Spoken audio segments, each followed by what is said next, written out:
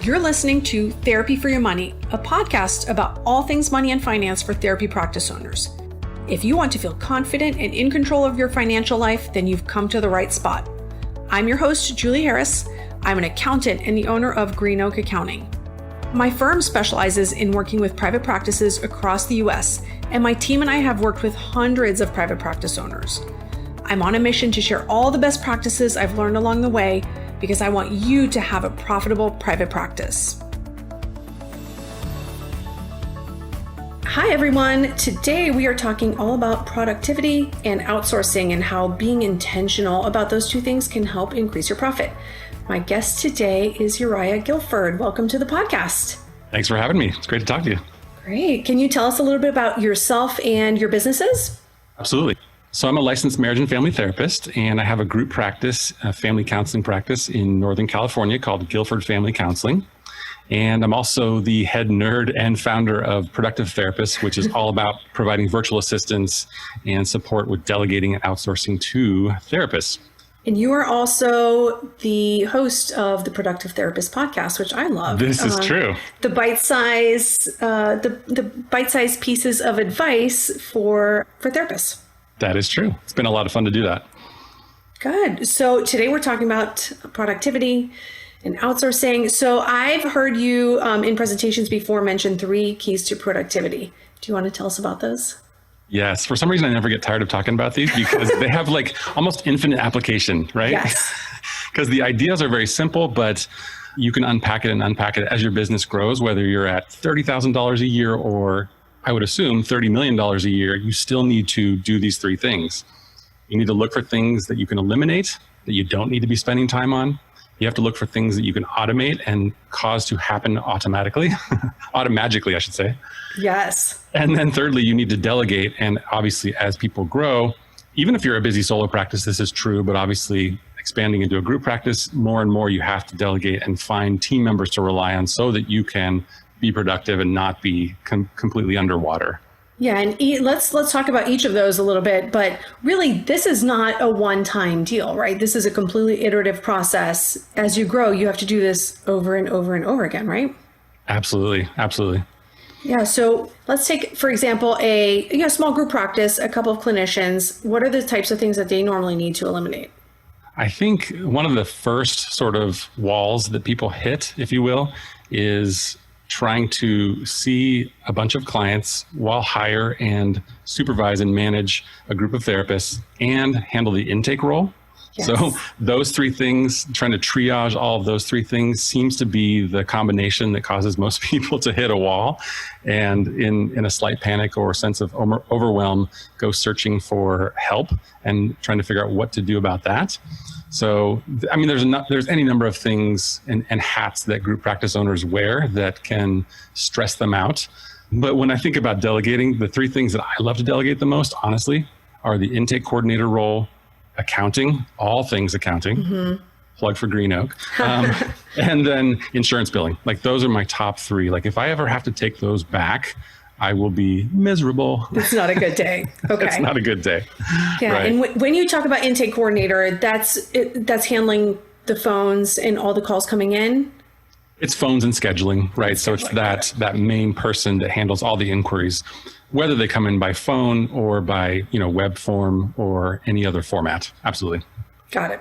Yeah. So those 3 items, the billing, accounting, and phone scheduling, those are the 3 that I see usually the first on the docket to be eliminated from an owner's Sure. list. Yeah. So what are some of so I'm assuming those are all 3 great tasks to outsource to a VA. A lot of times the bookkeeping goes to an accountant, a bookkeeper, someone else. But what are some of the other tasks that make sense to outsource to a virtual assistant? So a quick clarification, because people sometimes, they hear that they should have a virtual assistant or they hear about other therapists having a virtual assistant and they like the idea. It seems very attractive, understandably, but they don't quite understand what that entails. And so I always like to tell people that there's a distinction between a GVA or a general virtual assistant and a specialized virtual assistant. So usually when people are asking those kind of questions in, say, like a therapist Facebook group, they're usually looking for somebody to do either handle phones and intake or maybe SEO and AdWords, or maybe graphic design or social media, some of those different things. But what you want to do is you want to look for support, whether it's virtual or in-house, honestly, that is a person that has the specific tasks that you want. Just like somebody wouldn't go to a general contractor to do their QuickBooks, right? Right. You want somebody like you who knows the ins and outs of that specific task, that specific role. So that's pretty important. And so I would say that we are a group of shared specialized virtual assistants, in the sense that we just work with therapists, and each virtual assistant works with several different businesses. Got it. And so what's the difference between working with a virtual assistant firm that is specialized in mental health and one that isn't, for example? I think it makes a huge difference. I mean, if a business owner just wants someone to handle their schedule and their email and their travel or other things like that, you can definitely use a general company. Like, one of my favorites is Belay Solutions. They're one of the biggest in the US, and they do a lot of great things. They have specialized, but they also have general virtual assistants, also known as executive assistants. But I think the benefit of working with a company like mine, or any number of others that are similar serving therapists, is that we just understand psychology, we understand the industry, we understand potential clients and what they're looking for, and the unique needs that a group practice has. You just can't get that with a general company that does, general virtual assistants, or even a company that outsources all of the work to another country. We find that it usually works best when it's a US-based VA company. Got it. Okay. And so, what I'm hearing is that it's important to think before you go looking for a virtual assistant company, you want to give some thought to what are the specific tasks that you're looking for help with, right? Because if it's just graphic design and SEO, that you might not need a firm that specializes necessarily, or you might be able to get someone on Upwork, but really to give some thought to your exact needs. Is that it? Absolutely. One of the sort of exercises that I like to walk people through is, and this takes different names and different shapes. Some people call it the sweet spot. Some people call it the zone of excellence. It has different names, but essentially helping the practice owner understand what their unique skills and talents are, and really what roles they should be owning and taking on as their own. And then all the other things that fall outside of that circle, if you will, or Venn diagram, depending on the, sort of framework that you're looking at. And if you're not good at it, if you don't like it, if it causes you stress and pain, then that's something you should be handing off to somebody else for a number of reasons.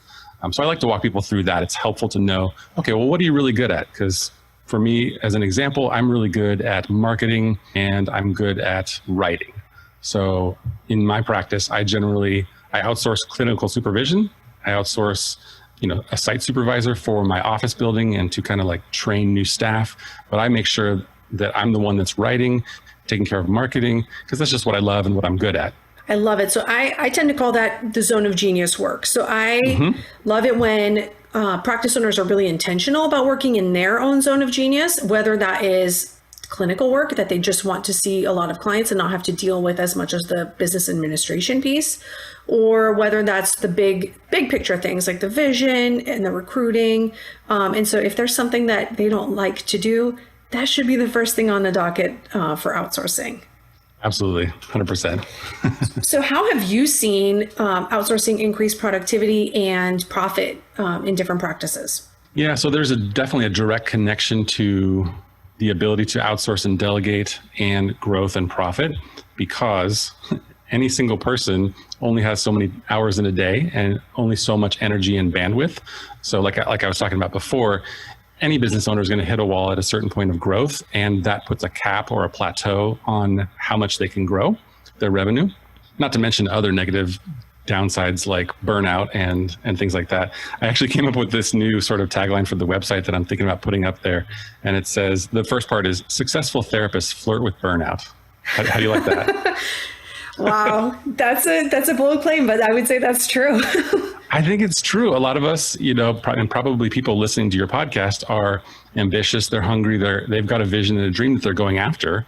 But they can only see so many clients. They can only manage so many people until they need to start to build a team. And I love the quote from Michael Hyatt, who's a business leader and author. Yeah. He says, if your vision doesn't need a team, then it's too small. Ooh, that's a good one too. Isn't that good? Yeah. That is good. And I can tell you on the accounting side, we were chatting about this a little bit before we started recording. It's interesting because as much as adding a virtual assistant, adding a bookkeeper, adding a website person, it always feels like an expense. And there's often, especially that first time you outsource anything as a practice owner, it feels very scary to add that expense. You want to stay lean and bootstrap it, but there's always an uptick in revenue and profit when that happens. So it's really interesting that it can be so scary and put off for so long when that's pretty much across the board. Outsource something or give something to someone else, increase in profit. That's one of the biggest hurdles. You hit the nail on the head. It's kind of a fear of putting the money out there and am I going to get a good return? And then the second one I would put is, who can I trust to hand over these things to? But the first one is huge because especially when you don't have a lot of money or you don't have a lot of revenue necessarily, or you're building, it feels like an expense. It feels like money going out that you're not going to get back, but it's helpful to think about it as an investment. Yes. And I remember when I was this was about 8 or 9 years ago when I was getting set up with my very first virtual assistant, and the VA company owner talked to me on the initial call and she said, well, think about it like this. And we were talking literally about 5 hours a month. But for me, it felt like so much, right? It was so much because the cost of that, it was a really qualified virtual assistant. And honestly, if I told you how much it was, it's even more than we charge now. But I was like, how do I know if this is a good decision? And she said something that made a whole lot of sense. She said, well, think about it like this. What are you going to do with that 5 hours? Yes. Are you going to take that 5 hours and then go see more clients, make more money, work on marketing, et cetera? Or are you going to take that and do essentially nothing with it? And so that's really where the return on investment comes in, is like, okay, if I can save you 10 to 20 hours a month or more, what can you do with that? And probably a lot. The answer is usually a lot. Absolutely. And one of the main complaints I hear about therapists, like in my circle of friends, and that's been my experience personally as well, is you'll sometimes call 4 or 5 clinicians' offices and no one will call you back. That's not really an unusual thing to happen. And so there's a lot of revenue lost right then and there as well, right? That's a huge point. Yeah, absolutely. Because if you don't get back to the potential client calling you or emailing you quickly, you're going to lose that business for sure. And then that leads into community reputation and those kind of things. And unfortunately, I think what you're talking about there is sort of a widespread reputation of therapists, that we don't answer our phone and we don't get back to people. So I guess in some way we're trying to, with the virtual assistant services that we provide, in a sense, the bigger picture is we're trying to help more people in need connect with the services that they need to get the transformation in their lives that they so desire. So that's a big important goal. Yeah, it is, right? In your firm, in the Productive Therapist, you do not answer live, correct? That's correct. And we can talk about that if you want. Yeah. A lot of people are still looking for that and they think that's somehow the holy grail. And I always say a couple caveats with this. If a business can have a live human that is kind and helpful answer the phone, that is always going to make a huge difference. There's no way around that.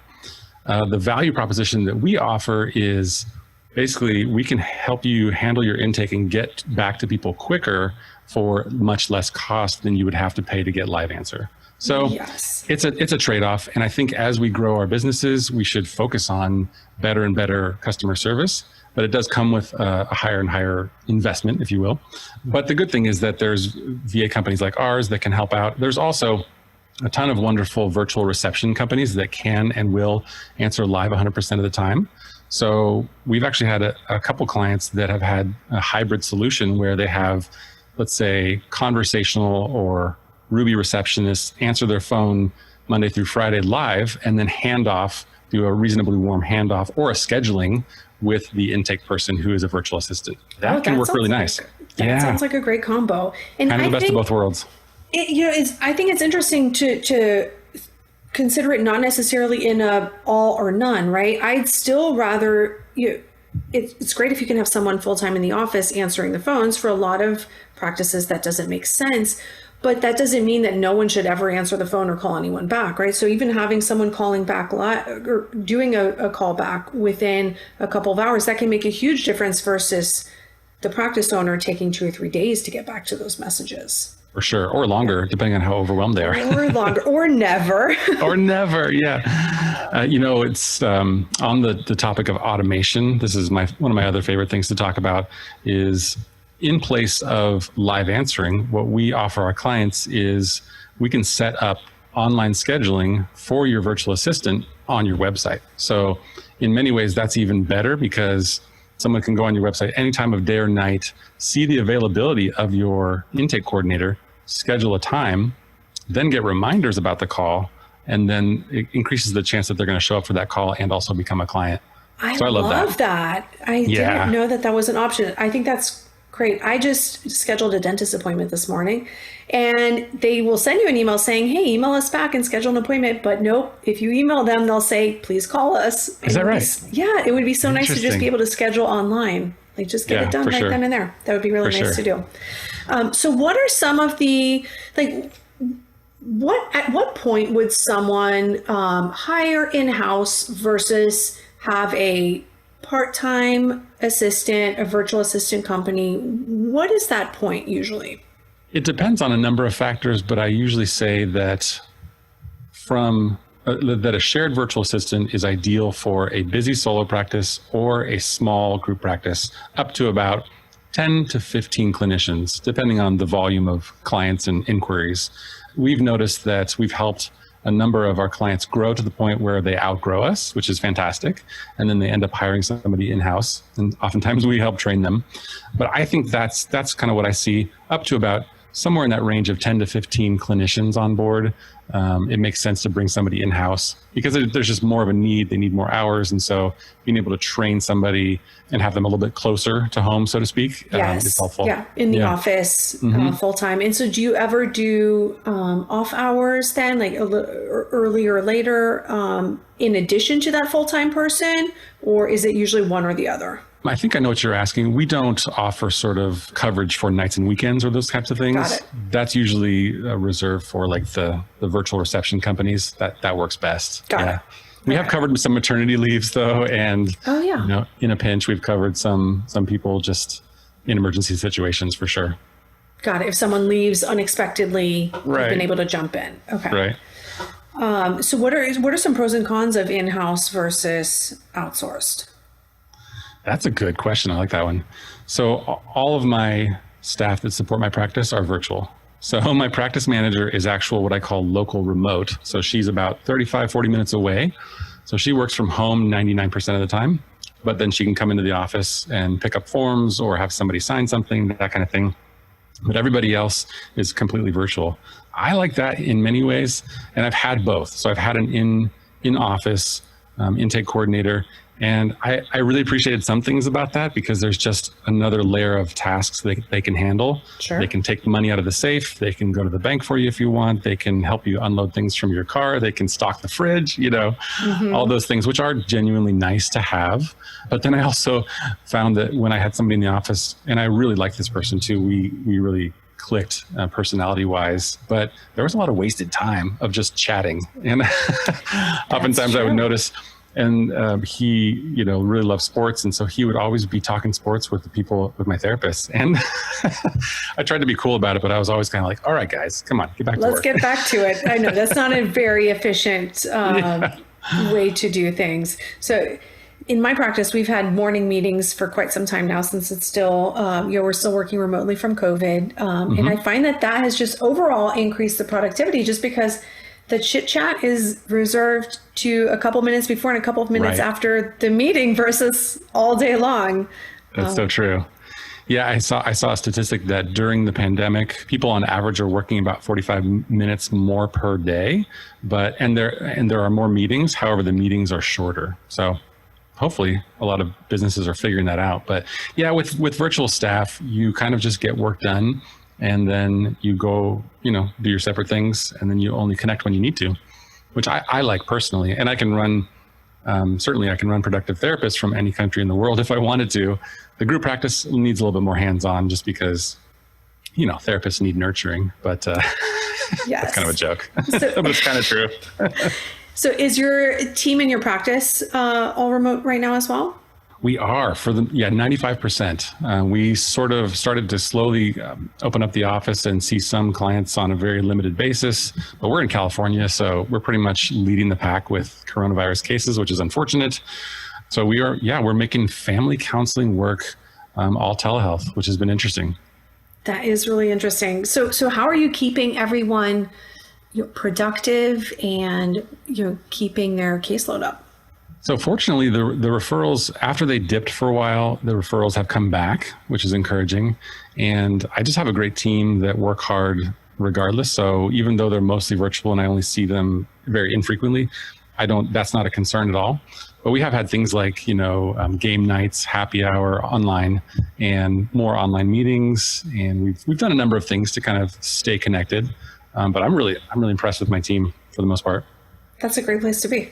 Yeah, it is. Yeah. So Uriah, on your website, you have so many resources for either folks wanting to hire in-house. You have a lot of different training courses. Can you tell us a little bit about that and how that can help a practice grow?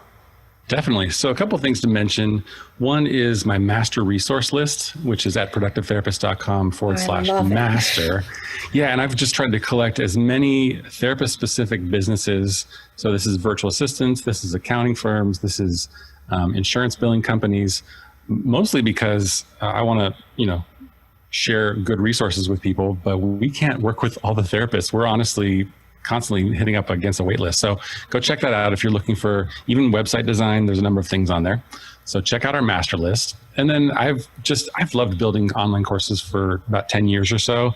And so I've been sort of putting together a library of online courses, which I recently actually made 100% free. So we took all of our paid courses and made them free. And I highly recommend checking that out. Even better. So what kind of courses can we find on your website? Yeah, so I've got courses on building your team. I've got courses on email marketing, how to work successfully with a virtual assistant. I've got a course called Master of Delegation, which is all about learning to delegate, a number of things. And if you go to productivetherapist.com/courses, that will take you there and you can actually get almost everything for free. Awesome. So I'm going to put you on the spot a little bit. When you're thinking about the next thing you're going to delegate, what is your methodology? Great question.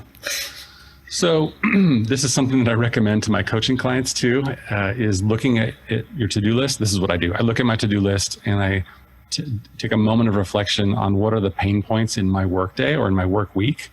And I constantly try to find things that that's kind of eliminate, then delegate, right? So either this is something that I thought I needed to do, but I don't need to do. But more often than not, it's like, okay, well, who else can do this besides me? And I know you and I both attended this Group Practice Owners Summit, and there was a fantastic presenter named Ramon Ray. And he said, his motto is not me, not me, not me. Not me. If there's incoming pings and inquiries and anybody who has staff, whether they're therapist, admin, or both, you're constantly getting those inquiries, right? Like, hey, what about this? I need this. What about this project? So just thinking about myself as directing traffic more than doing all the things. I hope that's a good answer. Hopefully that's helpful. That is a really good answer. So with the delegation, I find that often, especially when you have a team, the decision making is something that your team members tend to want to delegate up, right? Where they're asking, they really know the answer, but they tend to want to delegate the decision making up because the decision making can be hard. Is that something that you've seen as well, or you find hard to delegate? The way that I've set things up in my practice is I have a ridiculously competent practice manager who is the person I was talking about, who's local remote. So I've kind of trained my people to always go to her. And so I'm trying to think. There are weeks that go by where I don't get any pings from anybody asking for anything. Wow. And there are times when I feel a little bit guilty about that. Like, well, am I necessary? But and I'm not to say that everything that I've done works completely smoothly and I'm the perfectly productive therapist, by no means, but I've done some good things and set up some systems to where things can operate for the most part without me. Yeah, it's great. So you're the ultimate clockwork success story. I love that book by Mike Michalowicz. It sounds like you've clockworked yourself out of your practice. I've done quite a bit of that work. However, I will tell you that with Productive Therapist, which is a sort of a younger company, that takes more of my time, and I definitely get more pings from that as we're building, because I would say my group practice is in a solid. We're not in growth mode, essentially, is what I'm trying to say. Okay. And whereas Productive Therapists, we're continually hiring and growing and expanding. And I know you've been there too. So when you're in that mode, like there's just a lot of that comes with it. But the goal is to systematize and automate things and delegate so that you can, maybe go on a vacation every once in a while. I've heard those are nice. Imagine that. That sounds like a great plan. And you've been able to take longer vacations in the past, right? I did, and I'm planning another one too. It was in 2018, my family and I went for 3 weeks all over Europe and visited family members in Sweden and France and Italy. That sounds amazing. It really motivated me. Planning that trip really motivated me to set things up so that I could leave and not worry about it. And I have to say, it actually worked better than I thought it was going to work. So I was super proud of myself. So you didn't find yourself pulling out your computer in random hotels? I'll tell you a little secret here that I sort of stumbled upon because we got to Sweden first and none of our phones worked, of course, right? And so we went down to the local mall and we got a SIM chip to get local service. And we ended up sharing it. So for a week or two, I didn't even have a SIM chip in my phone, which means no internet, which means no phone calls, no access. And I just stopped working. It was beautiful. That's a really efficient way to not work, is just to not even have internet access, right? Just throw your phone over the bridge and you'll be fine. Yeah. Yeah. The business will survive. Mostly. You know what's interesting too, and this speaks to some people's fears about, well, if I don't do it, who's going to do it? And are they going to do a good job? And if I'm not here, who's going to answer that question? But what I found is that if I don't respond immediately to all of my people's needs, they often figure it out. So if there's a delay in time of a couple hours or a day, I mean, I try to be responsive, but for the most part, people will come back and say, hey, I've actually figured that out. I'm like, oh, good. That's a really great feeling. And to me, if the team is asking a question too, that means there's a process that probably needs to be documented, or instead of giving them the answer, I need to say, did you check the process? And a lot of times that will answer the question right there. Absolutely. There's got to be a workflow in place and everybody needs to know it. Yes. So systems are a really important part. If you want to eliminate, automate, and delegate, there have to be systems in place. What do you use a specific project management software? It's funny. I was thinking about asking the same question because I have one that I've worked with for a long time and I run my 2 businesses from it. It's called Quip.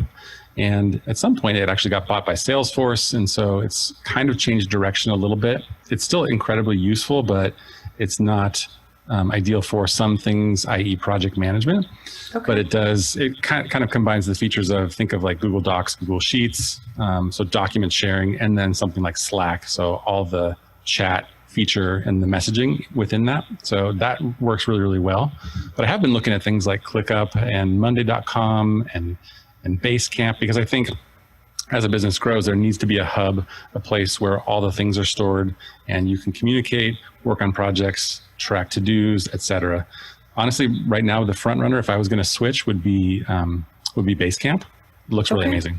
Yeah. What do you use? So I use Asana. I've heard really great things about ClickUp and Monday, but honestly, we've built out Asana so much over the years that I can't even imagine moving to something else. That would be such a gigantic project that I think we're here for the long haul. Asana is really powerful. That's a good tool. It really is. There's a lot of different things we can do. We even do our new employee onboarding in Asana. Oh, nice. So we've built that piece out. So it is really powerful. But what makes you want to consider Basecamp then? The more we're working on more and more projects that need specific ways of tracking and collaborating. And the tool that I'm using now is more focused on, one document, collaborating on a document versus collaborating on a project. So when I look at some of these other tools, they just do a nice job of integrating different things, whether it's the chat, it's the document sharing, and it's what was the other thing I was going to mention? To-do lists, shared to-do lists. So I think something like that is really attractive to me. And I'm thinking about the therapist that will be listening to this. Obviously, tools like this are not HIPAA compliant for the most part, so we can't put client information in there. That's important to say. But if you want to have an organized, streamlined practice, I think it's kind of a necessary thing to have some sort of tool where you manage projects and tasks. Yes, I agree. And so in a lot of the tasks that you might need to do as a practice owner could go into an Asana or a ClickUp or a Monday, like all the marketing, like different mapping out different processes, all of that could go in there without any kind of PHI. Absolutely. But you're right. No, definitely no client information in there. Sure. Good. Well, so you're right. Tell our listeners where they can find you, your courses, and more information about the Productive Therapist VA company. Absolutely. So absolutely everything that we offer lives on productivetherapist.com. So go check that out. The blog, the podcast, the free downloads, the free courses, all the good stuff is there. And we would love to have you as a part of our community. Perfect. And the master list is productivetherapist.com/master list, right? Just master. Just master. Okay. Keep it simple. Productivetherapist.com/master. Perfect. All right. Well, thank you so much for being on, Uriah. It was such a pleasure to have you. Absolutely. Thanks so much. All right, listeners, what is your action item for today? What do you need to eliminate, automate, or delegate? Head over to therapyforyourmoney.com and we will have more information, and we'll link to Uriah's business, The Productive Therapist, in the show notes. Have a great day, everyone. If you need some accounting help, head over to therapyforyourmoney.com and click on the Green Oak Accounting button. There you can find out lots of information about my accounting firm and all of our specialized services for private practice owners. The information contained in this podcast represents the host and guest's general opinions and should not be construed as personalized accounting and tax advice. Listeners should consider all facts and circumstances before applying this information and seek appropriate advice from an accountant, financial planner, lawyer, or other professional. Any info provided does not constitute accounting, tax, or legal advice.